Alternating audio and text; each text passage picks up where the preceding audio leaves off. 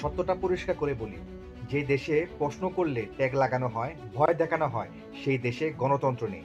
সেখানে আছে সাজানো নীরবতা। গণতন্ত্র মানে হাত তুলে চুপ থাকা নয়। গণতন্ত্র মানে চোখে চোখ রেখে প্রশ্ন করার অধিকার। আর যদি প্রশ্ন করাই অপরাধ হয়, তাহলে ভোটটা হবে শুধু নাটকের।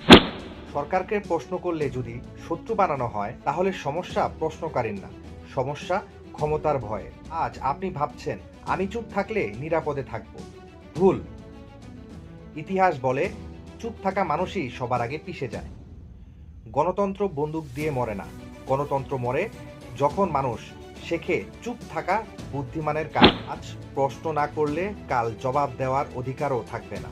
আপনি যদি এখনো বিশ্বাস করেন প্রশ্ন করা অপরাধ না, এই কণ্ঠের সাথে থাকুন, সাবস্ক্রাইব করুন, কারণ নীরবতা নয়, প্রশ্ন দেশকে বাঁচায়। ধন্যবাদ।